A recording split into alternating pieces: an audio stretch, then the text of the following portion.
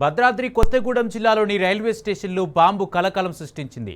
పట్టాలపై ఉన్న బాంబును వీధి కుక్క కొరకడంతో పేలుడు సంభవించింది. ఆ దాడికి కుక్క చనిపోగా పేలుడు శబ్దం విన్న ప్రయాణికులు జరుగుతుందో తెలియక తలో పక్కకు పరుగులు తీస్తారు. ఘటనా స్థలానికి చేరుకున్న పోలీసులు పేలుడు జరిగిన ప్రాంతాన్ని పరిశీలించారు. అది బాంబా లేక పేలుడు స్వభావం ఉన్న ఏదైనా పదార్థమా అన్న కోణంలో విచారణ చేపట్టారు. అసలు స్టేషన్లోకి బాంబు ఎలా వచ్చిందని దర్యాప్తు చేపట్టారు. రైల్వే స్టేషన్లో హై అలర్ట్ ప్రకటించి స్టేషన్ మొత్తం క్షుణ్ణంగా సోదాలు చేస్తున్నారు.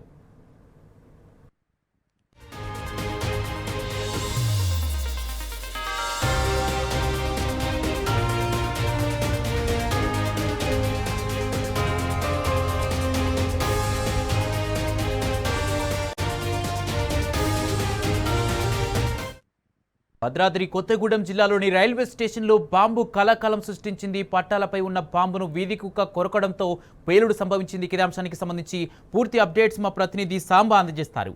సాంబా, ఆ బాంబు ఎక్కడి నుంచి వచ్చింది, దానికి సంబంధించి రైల్వే పోలీసులు ఏమంటున్నారు, పూర్తి అప్డేట్స్ ఏంటి?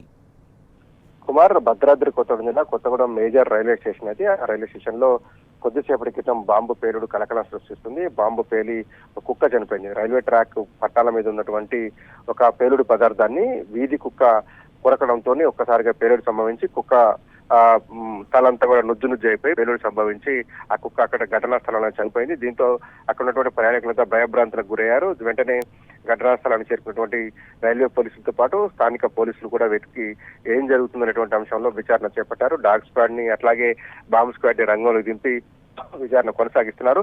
ప్రాథమికంగా ఇప్పటి వరకు పోలీసులు గుర్తించినటువంటి ఆధారాల ప్రకారం అవి నాటు బాంబులుగా తేల్చారు. మొత్తం 5 నాటు బాంబులు 3 సంచుల్లో, అంటే క్లాత్ సంచుల్లో పెట్టి వాటిని తరలించేందుకు చేస్తున్నారు. ఈ 5 నాటు బాంబులు కూడా జంతువులను వేటాడేందుకు, అడవి పందులు కావచ్చు, దుప్పులు, ఇతర అడవి జంతువులను వేటాడేందుకు ఉపయోగించేటువంటి బాంబులుగా పోలీసులు ప్రాథమికంగా గుర్తించారు. ఈ 5 నాటు బాంబులను తెల్లవారుజామున కొత్తగూడెం స్టేషన్ నుంచి బయలుదేరేటువంటి సింగరేణి ప్యాసింజర్ రైలు ఉంటుంది, ఆ రైల్లో తరలించేందుకు ప్రయత్నించి ఉంటారని పోలీసులు కానీ తనిఖీ సిబ్బంది, రైల్వే సిబ్బంది కానీ తనిఖీ చేసేటువంటి క్రమంలో వారి నుంచి తప్పించుకునేటువంటి క్రమంలో ఈ 3 క్లాత్ సంచుల్లో ఉన్నటువంటి బాంబులను మొత్తం 5 బాంబులు ఉన్నట్టుగా గుర్తించారు. వాటిని కింద విసిరేయడంతో ఆ బాంబులు పట్టాల మీద పడిపోయి ఉంటాయని చెప్పి పోలీసులు అనుమానిస్తున్నారు. దాంతో పాటు రైల్వే పారిశుద్ధ్య సిబ్బంది చెప్పినటువంటి సమాచారం ప్రకారం పట్టాల దగ్గర ఒక అనుమానాస్పద, అంటే మామూలు క్లాత్ బ్యాగ్లను గుర్తించామని, శుభ్రం చేసేటువంటి క్రమంలో 3 క్లాత్ బ్యాగ్లను తీసుకెళ్లి సమీపంలో ఉన్నటువంటి చెత్త కుప్పలో పడేశామని చెప్పి